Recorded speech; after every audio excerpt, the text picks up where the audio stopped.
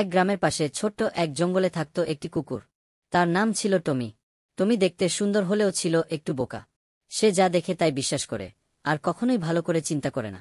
একদিন টমি হাঁটতে হাঁটতে এক কসাইয়ের দোকানের সামনে দিয়ে যাচ্ছিল। কসাই একটা বড় হাড়ে গোশতের টুকরো ফেলে রেখে একটু ভেতরে গিয়েছিল। টমির চোখে তখন শুধু সেই মজাদার হাড়।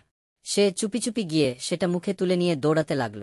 আজ দারুণ ভোজ হবে, ভাবছে টমি। সে হাড় নিয়ে নদীর দিকে চলে গেল। নদীর উপর একটি ছোট্ট সেতু ছিল। সেই সেতু দিয়ে পার হওয়ার সময় সে নিচে পানিতে তাকিয়ে দেখল আরও একটি কুকুর মুখে হাড় নিয়ে তাকিয়ে আছে তার দিকেই। টমি ভাবল, ও কুকুরটার হাড় তো আমার হাড়ের চেয়েও বড়।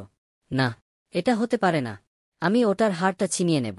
কিন্তু টমি বুঝতেই পারল না যে ওটা তার নিজেরই প্রতিবিম্ব, পানিতে পড়া তারই ছায়া। সে যত ভাবল তত রাগ হল, আর শেষে সে জোরে গর্জন করে ভো ভো বলেতে লাগল। আর ঠিক তখনই মুখ খুলতেই তার আসল হাড়টা পড়ে গেল নদীর জলে, গেল ভেসে। টমি তাড়াতাড়ি পানির দিকে ঝাঁপ দিতে চাইল, কিন্তু হাড়টা ততক্ষণে নদীর গভীরে চলে গেছে। এখন সে দাঁড়িয়ে আছে খালি মুখে, ভেজা পানিয়ে। সে এক দৃষ্টিতে পানির দিকে তাকিয়ে রইল, নিজের লোভ আর বোকার মতো আচরণ দেখে আফসোস করতে লাগল। গল্পের শিক্ষা: লোভে পড়লে নিজের যা আছে সেটাও হারিয়ে যায়। অন্যের জিনিস দেখে না বুঝে হিংসা বা লোভ করা উচিত নয়।